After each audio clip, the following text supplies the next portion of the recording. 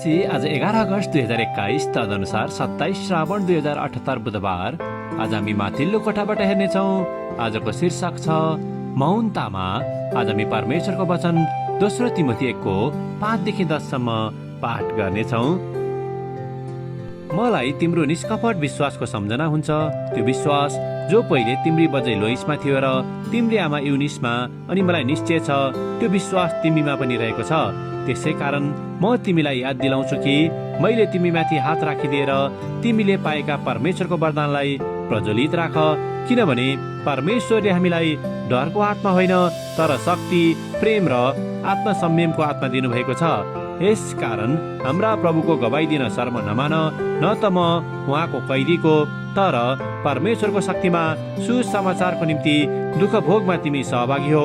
उहाँले हामीलाई उद्धार गर्नुभयो र एउटा पवित्र बोलावटद्वारा बोलाउनु भयो, हाम्रो कामको आधारमा होइन तर उहाँको आफ्नै अभिप्राय र अनुग्रहको आधारमा हो, जो उहाँले ख्रिस्ट येशूमा युग युग अघिदेखि हामीलाई दिनुभएको थियो। जुन अनुग्रह अब हाम्रा मुक्तिदाता ख्रिस्ट येशूको आगमनद्वारा प्रकट गर्नुभएको छ। उहाँले मृत्युलाई नाश गरेर जीवन र अविनाशलाई सुसमाचारद्वारा प्रकाशमा ल्याउनु भयो। आमेन। इब्रू 13:20 र 21 लेखिका यहाँ जोड दिनुहुन्छ। शान्तिका परमेश्वरले तिमीहरूलाई हरेक असल गुणले सिद्ध पारुन् र तिमीहरूले उहाँको इच्छा पूरा गर्न सक, जे परमेश्वरलाई मन पर्दो छ येशू ख्रिस्टद्वारा उहाँले तिमीहरूमा गरून्। आमेन। लेखिका आफ्नो अनुभव र विचारलाई यहाँ यसरी प्रस्तुत गर्नुहुन्छ। मलाई माफ गर्नुहोस्, हामीले गर्न सक्ने अब केही थिएन। आकस्मिक कक्षका डाक्टरले शोक सन्तप्त परिवारलाई भने, तपाईहरूले अब च्याप्लेनलाई भेट्नुहोस्। एक वृद्ध महिला र उनको छोरा रुँदै र मलाई अप्ठ्यारो ढङ्गले हेर्दै अगाडि बढे। म आत्तिएँ। त्यो बेलासम्म विद्यार्थीहरूको च्याप्लेन इन्चार्ज हुनु मेरो नियमित तालिका थियो।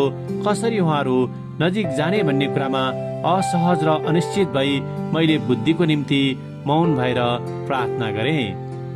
त्यो रात मैले पत्ता लगाएँ कि सान्त्वना ल्याउने काममा परमेश्वरसँग हुन मसँग सही शब्दहरू वा अनुभव हुनु वा म ठिक उमेरको हुनु आवश्यक थिएन। म बस उपलब्ध र इच्छुक हुनुपर्ने रहेछ।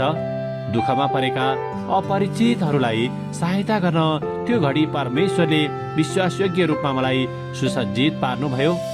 हाम्रो सहज क्षेत्रबाट टाढा जाने कुराले हामीलाई हाम्रो अघि हरेक कुराको सामना गर्न परमेश्वरले हामीलाई सुसज्जित पार्ने कुरामा भरोसा गर्न बाध्य तुल्याउँदछ। त्यो काम घरबार विहीनहरूको सेवा गर्ने पनि हुन सक्छ, एकल आमालाई वा वृद्ध छिमेकीलाई सहायता गर्नु वा दुःखमा परेका अपरिचित र मित्रहरूको नजिक जानु, जे पनि हुन सक्छ।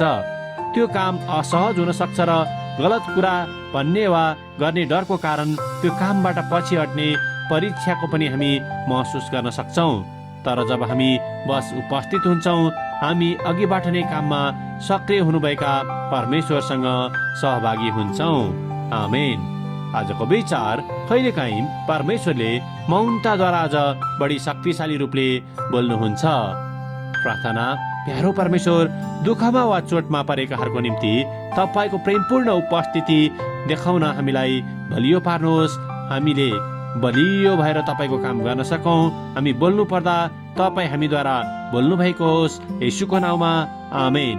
आजको लेखिका सेरिग्राफ, कोलोराडो, अमेरिका। आजको प्रार्थनाको विषय अस्पतालका च्याप्लेनहरूको निम्ति।